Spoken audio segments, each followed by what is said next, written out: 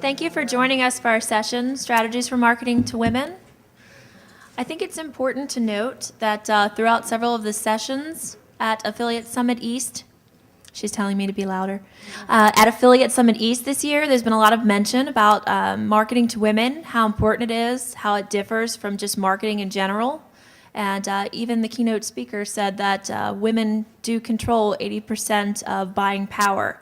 So during this session today, we're going to be discussing some strategies that have worked, some strategies that have not worked, and hopefully you'll be able to incorporate some of that into your business. Tricia Meyer is with Sunshine Rewards. She is also president and CEO of it.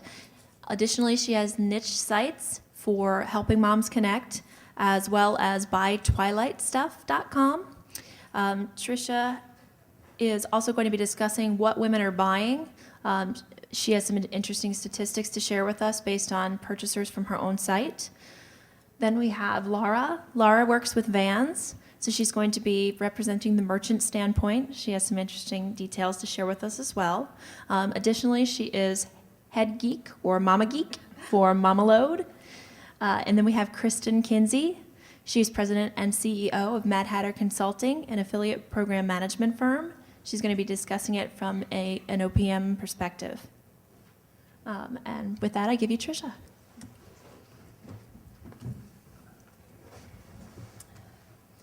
All right, thank you all for sticking around for a 2 o'clock Tuesday session. I think you're either related to me by blood or someone on the panel must have something on you to still be in a session at this point, but we do appreciate that you are here. I am going to be talking a little bit about the statistics, and I never consciously thought about marketing to women. It's just something that I've always done because I am a woman, because the sites that I own, we tend to have a lot of female demographics on our sites, so I never really consciously thought about it and the statistics behind it until these wonderful ladies asked me to be on the panel with them. My job in this presentation, this first 15 minutes, is going to be to help you understand just why it is so important to consider the differences in marketing to men and women. This infographic that I have up here, I know that some of the words are too small. It's not meant to try to get, every little thing out of it. But I think it is just a cute way of looking at the beginning at the way that men and women approach their purchasing decisions. And as you can see on it, men are pretty simple. Should I buy it? Can I afford it? And will my wife kill me? On the other side, we have the women. Has the celebrity been seen with it? I've got to ask my best friend, who cares? It's cute. Is my husband upset and waiting in the car? I mean, all of these different things that the women are asking themselves before they decide if they want to make a purchase. So what's significant about this infographic, which ironically comes from gobankingrates.com, not the place that you would think to go for affiliate marketing infographics, but thank you to them anyway for this. What's interesting is not only is the women's side significant to look at what women are thinking as they're trying to purchase something, but it's significant that on the men's side, one of their points in decision making is what the woman thinks about it. So not only are you marketing to women directly, but also when you're marketing to men, you have to think about how it also applies to women. The numbers that we're going to talk about in this presentation, we're going to use a lot of different numbers, and they are going to vary because we're looking at a lot of different studies. But the one thing that all of the numbers that we all noticed as we were pulling them together that was consistent was that in all cases, the numbers are significant. We didn't find a single study that said, yes, men and women spend about the same, or yes, men and women have about the same purchasing power. What we found is that in every single different study we found, no matter what the numbers were, the numbers significantly showed that women were controlling the purchasing power. And I don't know if it's just me and the fact that we've been working on this panel, but I've been noticing lately that a lot more people are talking about marketing to women. I mean, even just hearing that through the different presentations over the last 48 hours, the keynote speaker mentions the importance of marketing to women because they control the purchasing power so significantly. So I don't know if it's one of those things where you just start to notice it more because you're thinking about it, or if people really are talking about it more. How big is the market? According to Unicast, very recently, 85% of all brand purchases are made by women. And American women control $7 billion in annual online spending. And I actually found other numbers recently in the last 2 to 3 weeks that have that $7 billion at as much as $80 billion. So in either case, it's a significant amount of money, no matter which study you look at. And if you're going to take anything away from this session, if you tweet anything about it, if you are making notes, if you're live blogging, if you're going to take anything out of this session, what I'd like you to take away is from the Harvard Business Review. Women represent the largest marketing opportunity in the world. If you're here, it's because you want to make money. And if you want to make money, how can you ignore the largest marketing opportunity in the world? And speaking of the world, we're going to talk a lot about the United States throughout the presentation and our numbers, but this is actually from the Harvard Business Review, the consumer spending worldwide, and the countries across the bottom, if you can read them: US, Japan, Germany, UK, France, China, Italy, Spain, and Canada. And it doesn't matter what country you're looking at. In all of those, the amount of money that's controlled by the women statistically is higher than the amount that's controlled by men.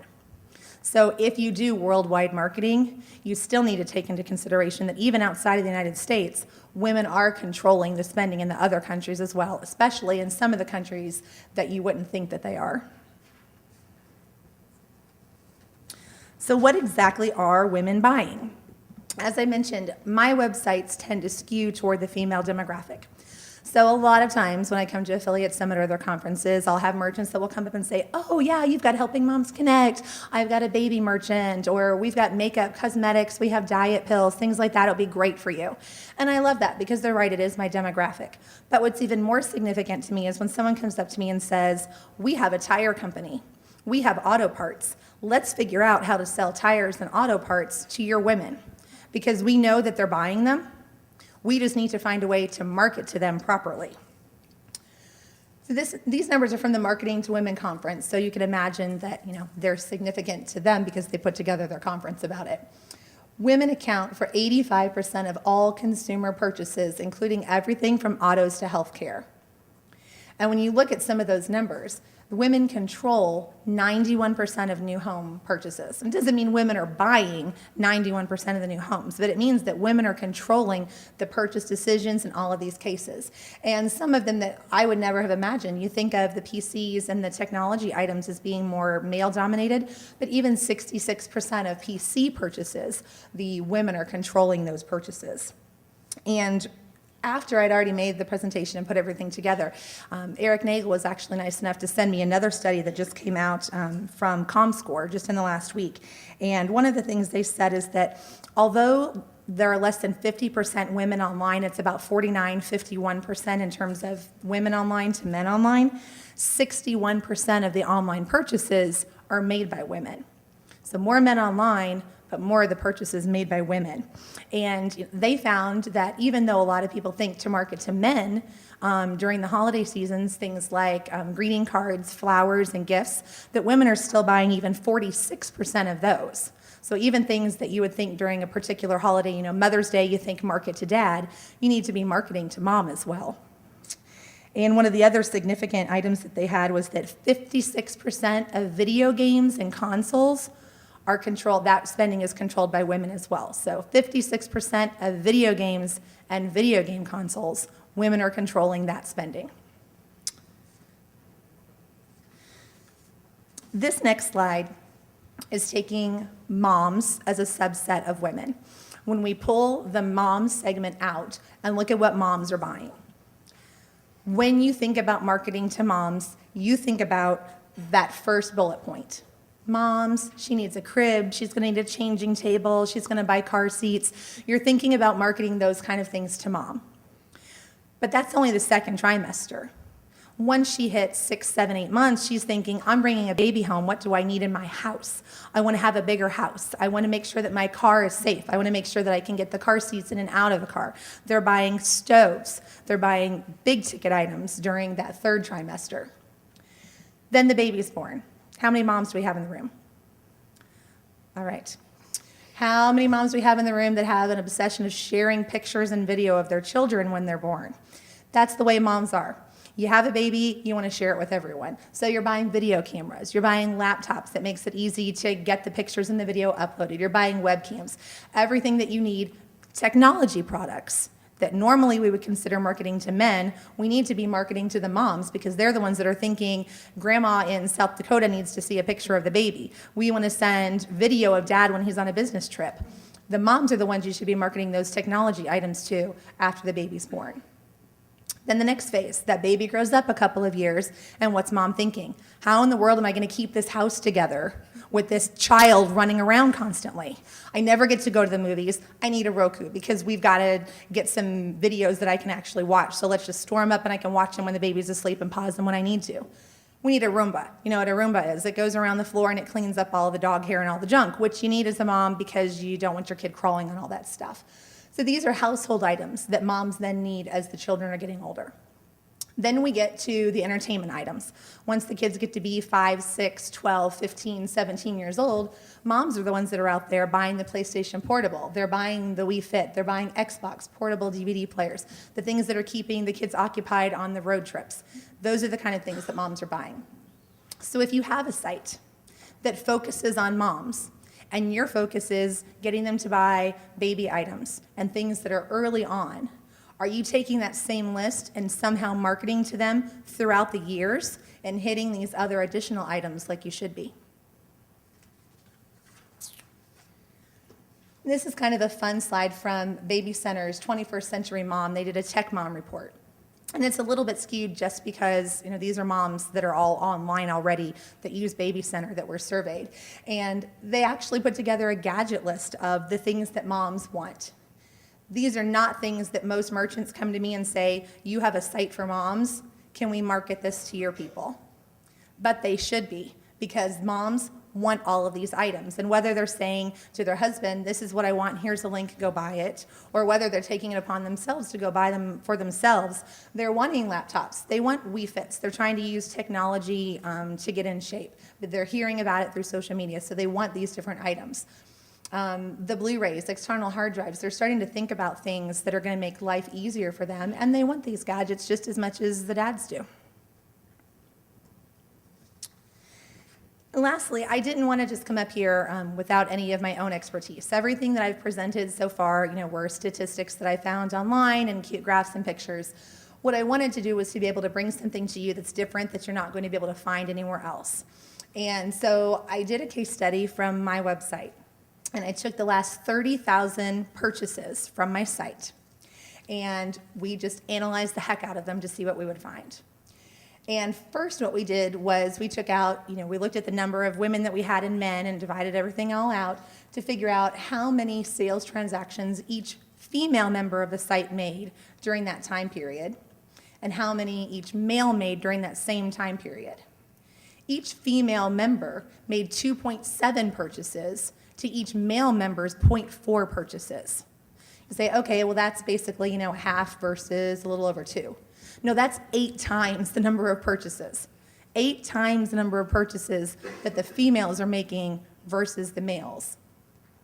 So then I looked at the actual merchants that they were buying through. And honestly, when I went into it, I had no idea which merchants we were going to find. I didn't have any preconceived notions of who anyone was buying from because I never thought to look at this before. And I took out first the top merchants that were in about the top 15 to 20 that both men and women were buying from. And what I found was everyone was buying from Best Buy. It didn't matter male or female, everyone was buying from Best Buy. Everyone's buying from eBay. Everyone's buying from Kohl's, Quill, ShoeBuy, Target, Walmart. What is significant in those numbers? Most people don't think to target Best Buy to women. They think more about Best Buy and men. And most people don't think about ShoeBuy and men. They think about ShoeBuy, shoes, marketing to women. So a couple of them that were up there, I was surprised to see that it was both men and women that were ranking so high for those particular merchants. Then I wanted to look at just the top female merchants who our women were buying from that our men were not. And I think the one that surprised me most up there was iTunes. I would have expected that men would have been buying more from iTunes than women for some reason, but that wasn't the case. The iTunes actually ranked for the women and not for the men. And then conversely, I wanted to look at the top male merchants and see who the men were buying from that the women were not. And obviously a couple of them weren't surprising. Home Depot, Newegg were ones that I would have expected there. But Sam's Club and Sears, not at all what I would have expected for the men's side versus the women, because Sam's Club, they sell a lot of household items and food, and Sears, their whole thing is we sell home goods and household items. So just kind of interesting to actually look at your own data, and I would encourage you in any way that you can to mine your data and take a look if you can pull out males versus females, see what they're buying, who they're buying from, and then you can figure out how better to target each side to sell them more of what you're already selling, as well as new things that you should. So overall, basically, marketing to women is just too big to ignore.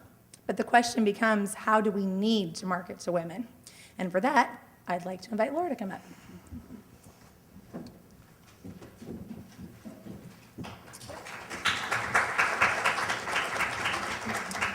Thank you, Tricia, for that great first synopsis. And obviously, I feel that marketing to women, they are an important target for you guys. So I just want to go through some ideas and ways you could communicate. And I'm going to talk a little bit about content and layout on how to approach this market. So the first slide I have here is, does anybody know what this car is?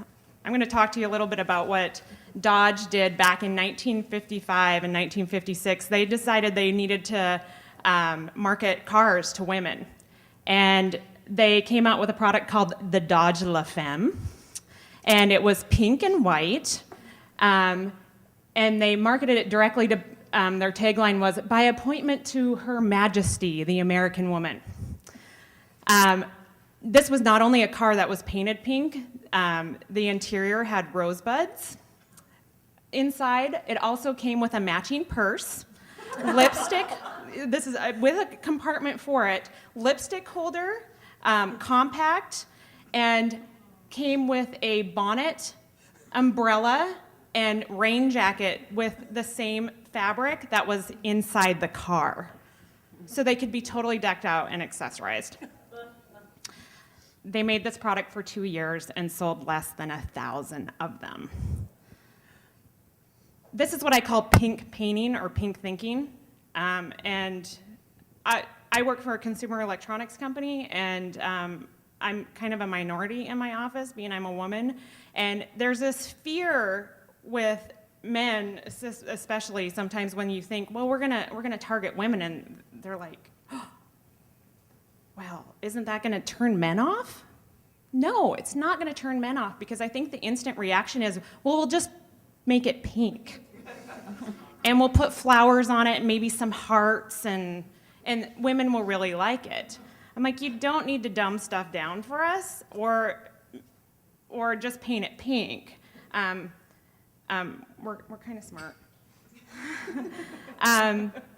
Shrink it and pink it is another kind of term that people use, is we'll just make it smaller, we'll put flowers on it, we'll paint it pink, and then we're gonna target directly to women.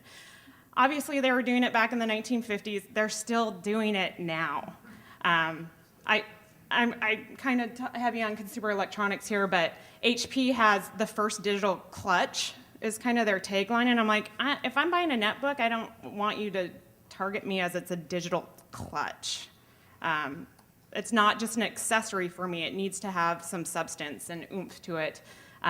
We have some tools that look like they would really do a good job if I really needed to build a bookshelf or something. And then Sony comes out. This is every time one of the merchants comes and we're like, we have the Sony Mother's Day pink camera bundle. And I'm like, oh, really? Do we have to promote this? Okay. But they basically just have their digital camera and they paint it pink. And of course it's going to sell to women.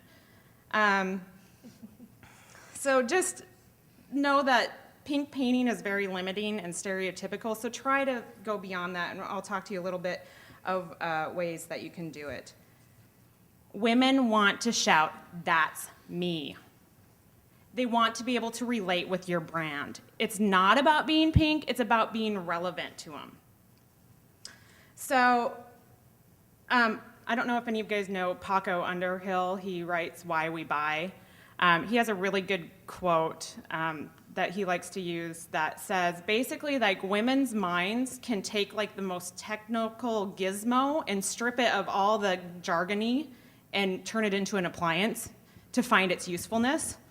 And that's really what you need to do when you're thinking about your product, whether you're building a product or have it on your website or you're talking about it with copy.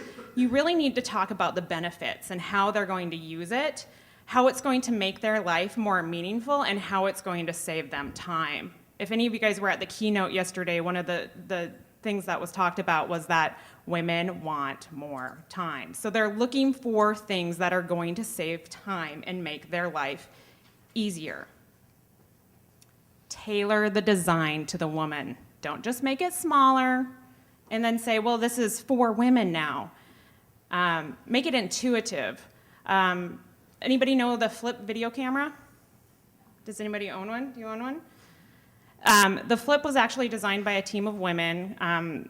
It's called the Femdem, and they designed this product, and it's a huge hit. It's small, it's compact, it works on AA batteries, so if women are out and it's running low, they can easily change them out, and it's got simple buttons. It's very, very intuitive for them to use. Your website design, make it intuitive, make it easy to navigate. Tell the whole story. Sell the lifestyle, then the product. Talk to them on how they're actually going to use it. There's a great story that one of my friends always tells me, and it kind of relates to Tricia's slide from earlier. Men, their brains are more they keep it like they're in compartments more. She always says men store their life in boxes and women store them in a bag. So like if your life was in the garage, you could be like, well, this is my work box. And men will take it down and they'll play in their work box and they'll put it back up. Well, this is my family box. And they don't interrelate. They're able to keep it separate. Women, we throw it all in a bag. So it's all getting mixed in together. So when we're going through the buying process, we're thinking about, well, how easy is this going to be able to use? Is it safe for my kid to be around? Is my husband going to understand how to use it? You know, we're thinking about all these ways of how they're going to relate. So you really need to think about how that story plays out and how they're actually going to use it. And then also think about the woman's life cycle. One of the things I get really careful about is you can make the statement, well, I want to target women. Well, great, there's lots of type of women. There's women who might be single, or they might be pregnant, or they might be moms, or they're career women. Don't just throw a big net out there and be like, well, you're my target. Well, no, think about how you're targeting that ad or customizing that ad to actually talk to that person and how they're going to use the product. Show real people. That HP ad with the digital clutch, I was like, really? I can't relate to that woman. I think there's companies out there, I don't know if any of you know Title9.com.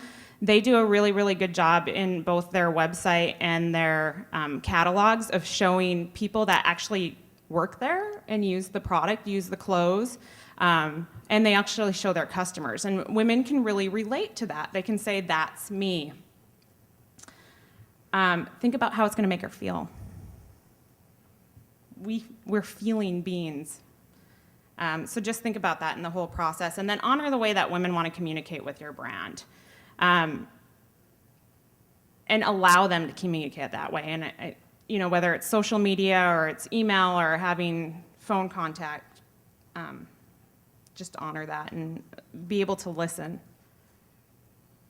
So one of the things I just wanted to, towards the end here, wrap up with is talk a little bit more about that features communication versus a benefits communication. So the big thing right now is 3D HD TV. It's pretty complicated technology to explain sometimes just on a website, but if you just throw stats at them, women aren't going to respond to this very well. I'm like, 1080p or 240 hertz or real black filter, and you're just throwing jargon at me. What does that mean? Does that mean the truest, blackest pictures so that you'll feel like you're actually there when you're watching the show? One flip that I took of this product, this is the exact same product that has a Skype feature that shows a woman with her child talking to her husband, who I'm assuming is on a business trip, right? Is this telling more of a story than showing just that TV and some glasses? It has more romance copy on it. You can still have those bullet features of those benefits, but throw some story in here. To me, this image tells a much bigger story than just showing the product image. So Kristin is going to talk a little bit about social networking with moms.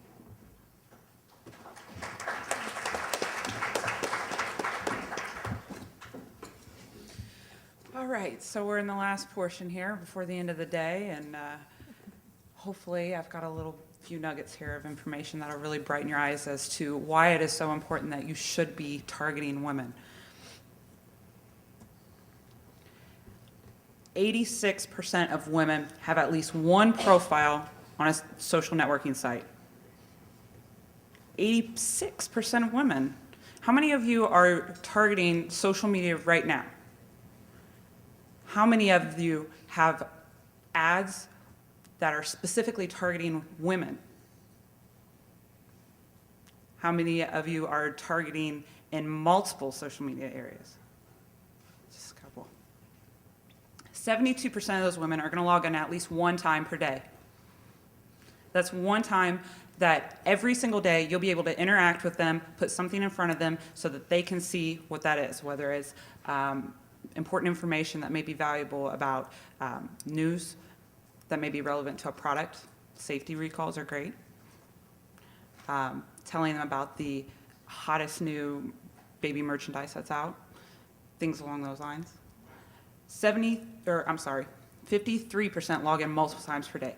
How many times do you think that you can interact with a person that's constantly checking their Facebook, constantly checking Twitter?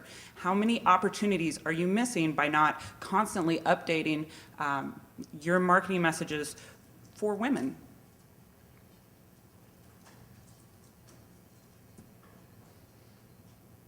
Sorry, this is I guess it looks a little better up there. It's a little bit faded. Women dominate the social media space. There's just a couple of areas that are pretty even, and Dig is dominated by men. But women are going to be the strongest on Flickr, on FriendFeed, Twitter, Facebook, Ning. Why? Because they all want to talk to each other. They all want to find out what they're doing, what they're using, what they're buying, what their families are up to. They want to know. Part of this speaks to that women want to be able to relate to one another. So if one woman that is just like me is using this product, I want to use that product. It's helping her. I want to know that it's going to help me too. So I'm going to go out and buy that product because I know if she's using it, that I'm going to be able to use it and it's going to make my life easier.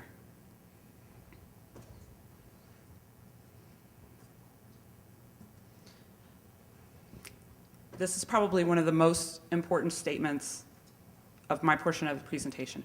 50% of women online have purchased a product because of something they read on a social networking site.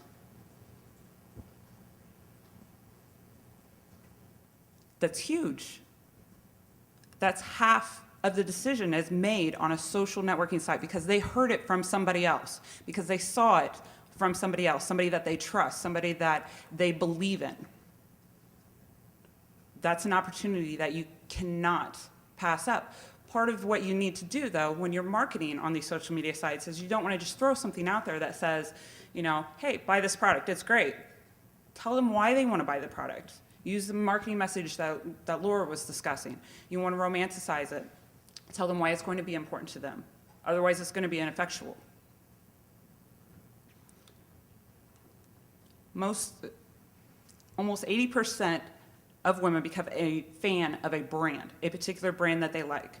Loyalty is huge, and if a brand can deliver to that woman time and time and time again, she's going to keep buying. She's going to keep coming back to you to purchase. She's going to keep coming back to you, whether it's your actual product that you're selling or whether you're an affiliate, that they trust your opinion. They're going to keep coming back to you and say, well, what is she saying? What is he saying? What is going on? I believe them. They're telling me things that this is going to make my life easier, and you know what? It did. They have conviction in what they're saying.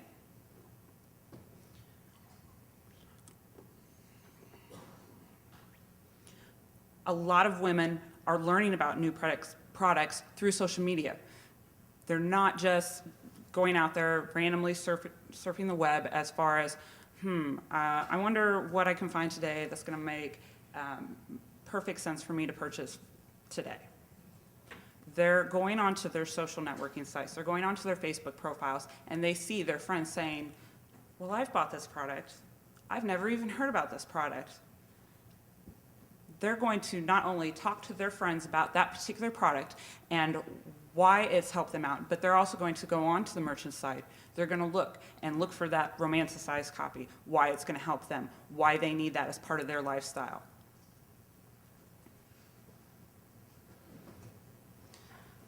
Huge, and I keep reiterating this, women are looking to what other women are saying. Women comment constantly on fan pages, on Twitter, about whether they dislike a product, whether it's something that they would never, ever buy again, or whether it's something that they're going to immediately run home and call everybody they know and tell them that they need this product in their life. So you're not going to want to ignore what people are saying. You post something on Facebook and a woman replies with a comment asking a question, saying, well, I had this experience with it, I had that experience with it. Whether you're the merchant, you need, or the affiliate, you need to comment back to them. You need to interact with them and build up that social relationship with them so that they know that they can trust you. Even if it's a negative comment, negative press is still good press. You just have to spin it the right way. You have to interact with them and tell them, okay, well, I understand that you had this problem with it. Let's see what we can do to resolve it. Let us help you. Because the way women are treated is going to be another huge point. And if you're not social with them, if you just put a Facebook page up and just let women comment, but you don't say anything back, they're not going to feel like you love them, like you truly want to be partners with them, that you're giving them all the information that they need, like you don't want to seem like you're holding something back.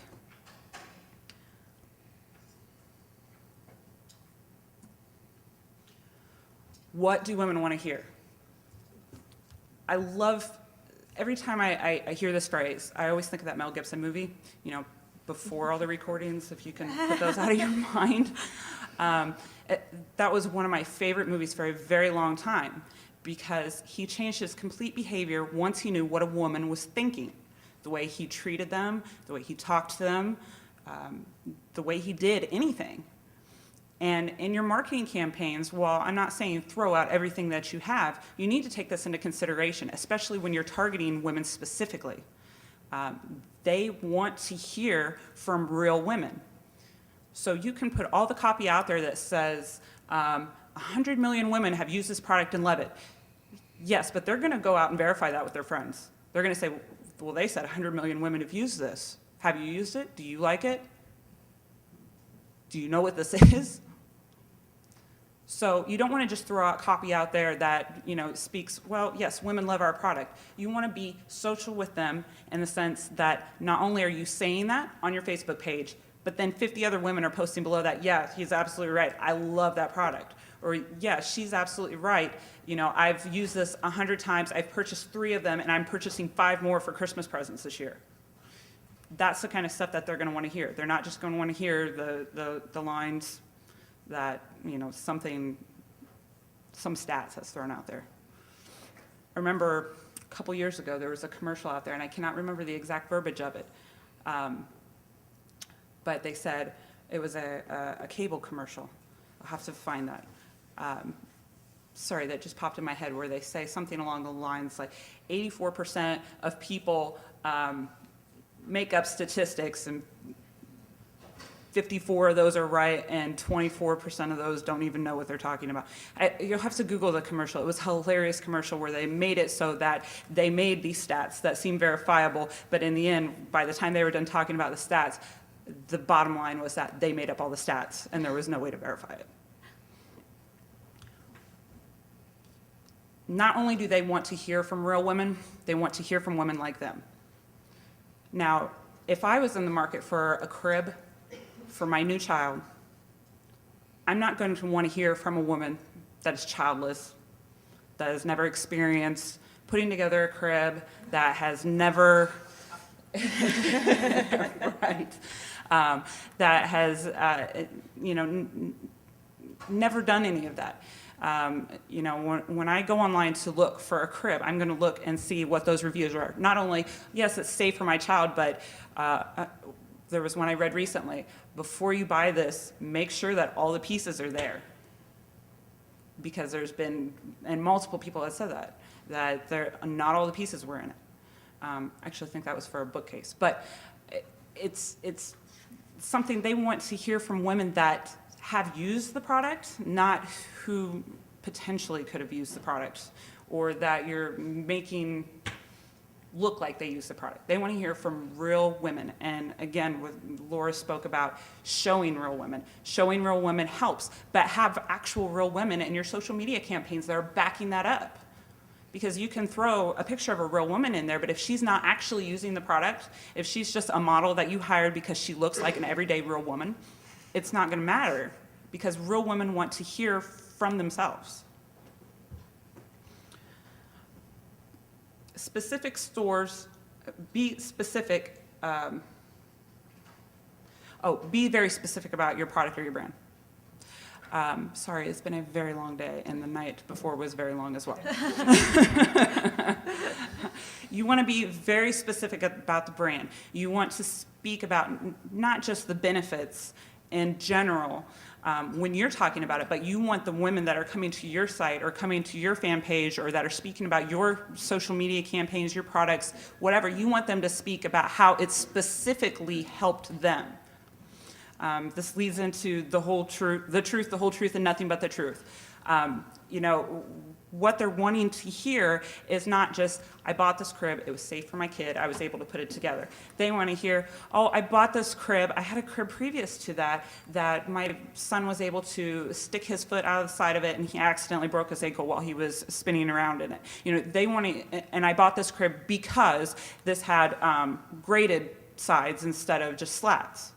They want to know exactly the real, complete reason as to why they purchased that product. They don't want just, oh, it's great, it's nice, it's pretty, it's pink. They want to know that, they want to know your story. They want to know the women's story. They want to know your customers' specific individual stories. I'm going to look a lot differently at a product that I'm looking at to buy for my 5-year-old son. When I'm looking at reviews for it, if somebody's posting something about their 2-year-old son, and if it's not compatible to what my son, there's a huge age difference between 2 and 5. I have a 2 and 5-year-old. But there's a huge age difference as to what they'll be able to do, what they're going to stick in their mouth, how they're going to play with things.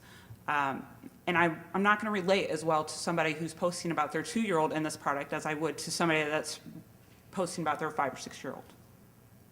So you want to encourage your women to not just post, their stories, their comments, their praises, but specific stories about what they're doing. Okay, Facebook, YouTubing, and blogging. Oh my! And these are just a few of the sites that you really see. This happens to be a client of mine. I got approval to post some of their stuff.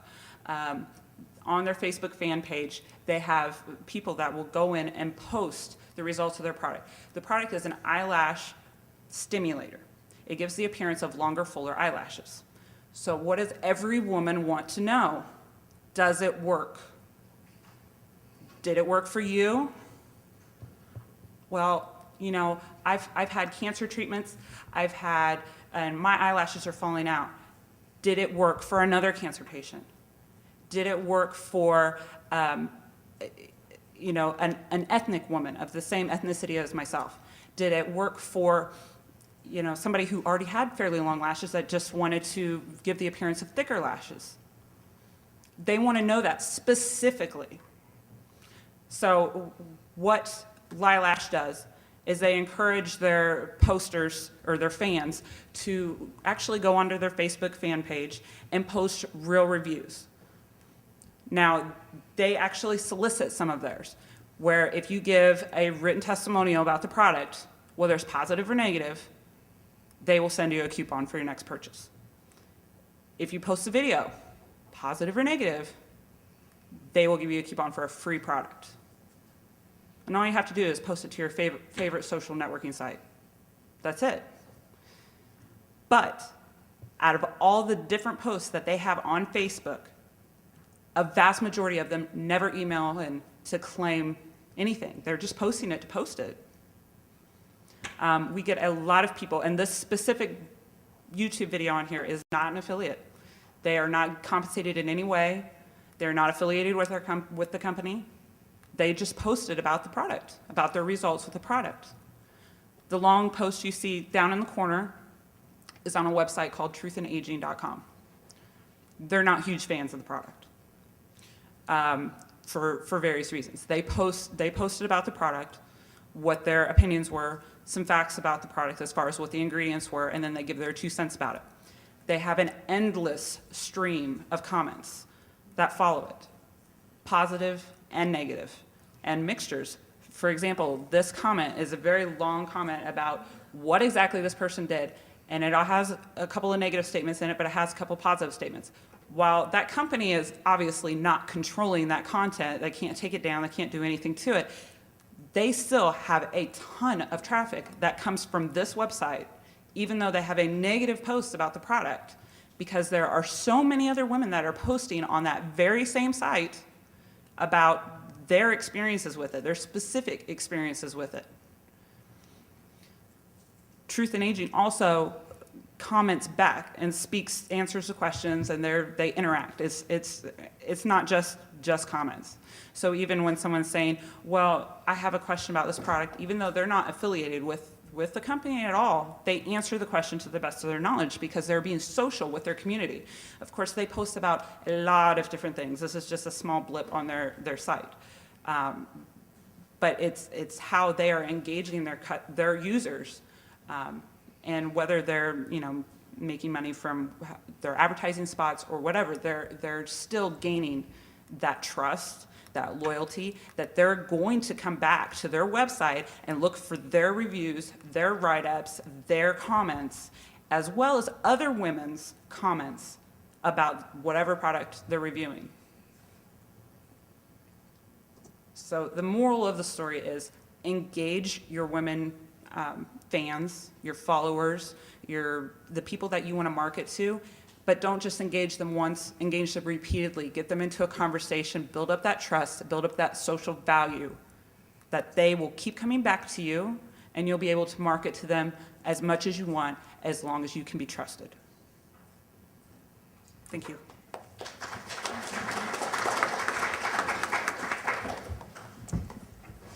Thank you. And another round of applause for our panel, please.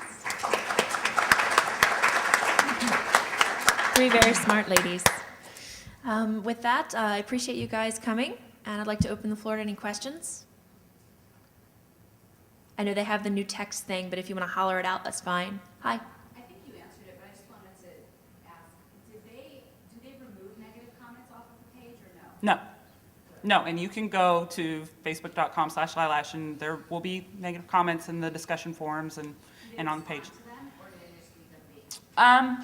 In the beginning, they were very hands-off. I'm working with them on their social media campaigns, so now that we've started engaging those customers, you'll see, for example, just last week, somebody was saying that they did do a video post or some kind of post on another social networking site. They said that they contacted customer service and they couldn't find their order or their information or what have you. And we were able to, between the customer service rep and the people that were posting on Facebook, we were able to resolve the issue in a very friendly manner. So, yes. just to tag on to that a little bit too, I think it's important that you do have positive and negative information, reviews about your product.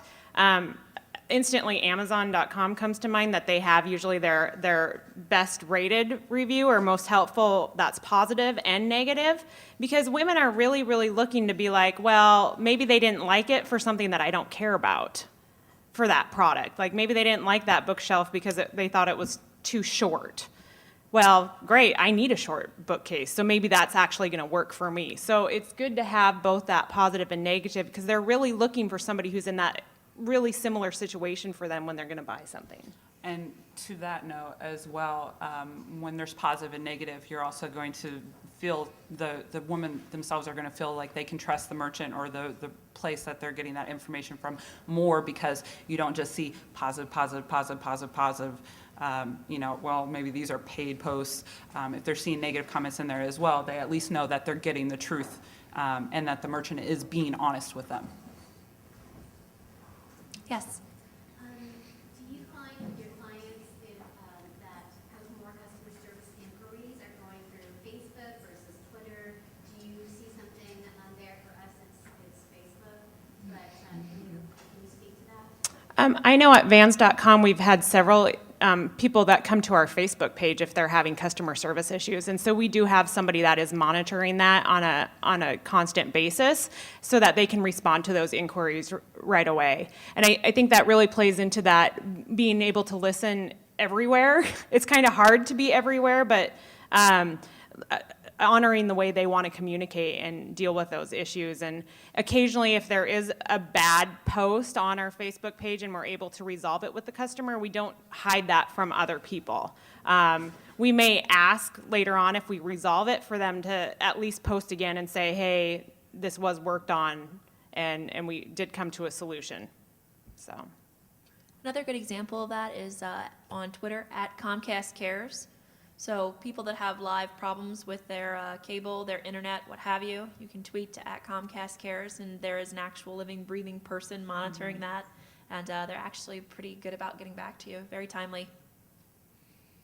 Yes. You mentioned three networks that are all Twitter, Friendster, and Facebook. Do you find that there's any difference in the categories of things that are most popular on any different networks? That is to say, is there a vertical that's more popular than on Facebook than it is on Friendster or Twitter? I personally haven't even taken the time to dive that deep into it. The point of that slide was more to show how many people, or how many women versus men were on those sites. However, some of those sites are more difficult to monetize on than others. So have you noticed anything as far as, that's probably something that would definitely be worth looking into, but I don't have an answer for you. There certainly are nurse studies that you can look up and you can research it. There's definitely product categories that work better. But you said you just have to do the research yourself. Right. Can you suggest a research site for that?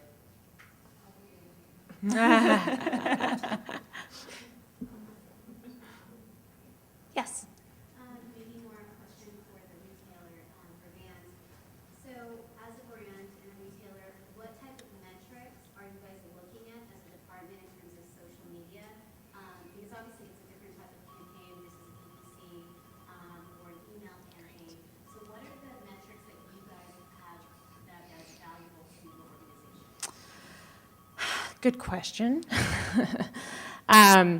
And I might not have a great answer for you right now. There's our marketing manager specifically looks at a lot of that stuff, so I would love to find out and get you that information. If you want to leave me your business card, I can get you some more details on what they're actually doing. We have several relationships that help us outside of internal resources, so. Yes. Are there certain days or hours of the week that women buy more than other days or I think Thursdays. Honestly, I think for our data, it's Thursdays for some reason. Is there, and what about time-wise? Like, I'm not a woman, but I understand that my wife, she's got to take care of the kids. Yep. The husband arrives at 6, It depends if you're marketing toward the career women or if you're marketing toward the stay-at-home moms. The stay-at-home moms are shopping during the day, and while the kids are sleeping or in school. Career women, obviously a lot of shopping goes on when you're at work. But Lunch hour. there are definitely the downtimes, the times between, I'd say, 4 and 7 seem to be the downtimes during the day, kind of that either commute time or meal time, and then it picks up again in the evening. Specifically to lilash.com, I have access to all of their analytics. Monday through Thursday are the biggest days. Friday, Saturday, and Sunday, not even close. There's a little tag that I like to think about, that nap time is the new prime time, especially on social networking sites. For mothers, their kids are taking a nap and they get their moment to actually escape. So that's a great time to think about, when nap time is common, like after lunch. 1 to 4. Yeah, 1 to 4-ish is being on those social networking sites, having somebody actively monitoring that if you're targeting moms, because this is their time where they're actually like, okay, I'm stuck at home, I'm looking to see who else is online and who I can connect with right now. So nap time is the new prime time. Or bedtime after 8 o'clock. Yes. Any insight, we know that women are shopping kind of all over the place, and that they control a lot of the household income. Do we have any insight on the why question? Why that's the case? I think in part because the women are the ones that are doing all of the comparisons. Because the men may decide on the product, but the women are the ones that are getting onto Facebook and saying, no, don't buy that yet. Let me go and see if any of my friends have purchased that. Or let me go and look for reviews on those particular items. So even when the man says he's going to make the purchase, the woman still says, no, wait, let's go and we're going to get some more information about it. So the women are out there and they're on all of these social networking sites and they're asking everybody and they're reading all the positive and the negative reviews. So at the end, they're the ones that spend more time and make those decisions. And one of the things I have to interject here. My son just turned 5 this last week. He has a bedroom that is just off of our living room, so he's very close, but he loves to play video games. We target him down to a couple hours a day throughout the day that he's rewarded for. So we bought him a TV for his bedroom because we don't like to watch him play his video games because they are boring. There's only so many times you can watch SpongeBob spin in a circle. We went to the store, we looked at a bunch of TVs. My husband said, let's get this one, it's the cheapest one. What I did is I whipped out my Android, I turned on my bar scanner, I scanned the barcode of it, I looked at the product reviews on Google's, I looked at the price comparison, I saw that there seemed to be a defectiveness with the product, that a lot of people were complaining that it would stop working or the remote would break or things along those lines. And we ended up buying one that was more middle of the run, because I wouldn't just let him just buy the cheapest one or the first one that he found. I mean, who wants to go buy another one, a year later because it's out of warranty and it broke? So women are the one who put their feet down when it's time to shop. Pretty much. And I think women right now are really price conscious. So they may find a product and then go and do that research of being like, I want to make sure I'm getting the best value. So that they may end up going online and find a coupon code so they're able to save a little bit more money and feel like they got a good deal. Mm-hmm. The number of women on one of my sites that will remark, I have finally trained my husband, meaning I have finally convinced my husband with facts why he should tell me what he wants to buy and let me be the one that makes the decision, because I'm the one that's going to go find the coupon code. I'm going to be the one that does the comparison shopping. I have finally trained my husband to tell me before he makes a purchase so that I can go do X, Y, and Z online. Yes. Are you finding that most women are just going to social media sites to get reviews, or are there, other things through the web or have way traffic for reviews? If you do a search for a lot of reviews, a lot of women, because they're seeing things on their social networking sites, they're logging into Twitter and it's right there. They're going to check with their friends. I mean, what's quicker, to look at their Facebook profile or to look at a fan page that they're a fan of to find the review, or to pick up the phone, call, see if they're home, see if they're going to answer. Also, you're going to also see a lot of people that are optimizing their social networking sites coming up higher in the search engines for terms like reviews and things along those lines. So they'll often trip not only onto the social networking sites, but onto, let's say, the company blog or an affiliate site that has been doing reviews and has a lot of comments and things along those lines. Right. So the question was, are there any other sites other than social media where women are going for product reviews? And the answer was social media is far more relevant because it's easier right at the fingertips. And more personal, because it's your friends that are making those reviews. But the women are always still going to look at, the merchant site as well for the reviews first before they buy anything. And it's important to note, social media is not just Facebook and Twitter. Social media can be your blog. Yeah. Does that result in a lot of swarming, where one product just starts to viral afterwards? Absolutely. How do you get in on creating that sort of swarm effect? It's been our experience that all it takes is a couple of credible members of our community to mention a specific product or a specific customer service experience. And I will go now, if I see more than one post in a day about a particular merchant or product, I'll go immediately check my stats and see if we're seeing sales. And 90% of the time, if there are more than a couple reviews in a row from credible members of that particular community, we'll start seeing sales that day. And then it falls off quickly. We'll see sales that will spike kind of in that 24 hours, maybe a couple more after 48, and then it falls off after that. So the Me Too factor. You had a question? I see a lot of social media in regards to Facebook, but what I didn't see covered were things like moms groups and also the Yahoo groups. Because as part of the media that I use, I'm on several Yahoo chat lines, and so I'm getting emails. So I wanted to know if any of you were looking at that, or if any of you seem to be impacted by it. We keep all of ours in-house for everything that we do, so we don't, I monitor what's being said about my brand in those places, but I just don't actively participate myself or push my brands or use those particular media. Yes. You mentioned that you look at one of the members of the community, and one of the biggest members, Oprah, so when she says something goes viral.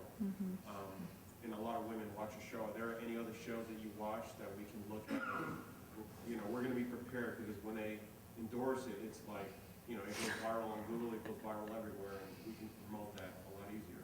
Right. I would say Rachel Ray is a big one, that whenever Rachel Ray talks about something, there tends to be a large following there.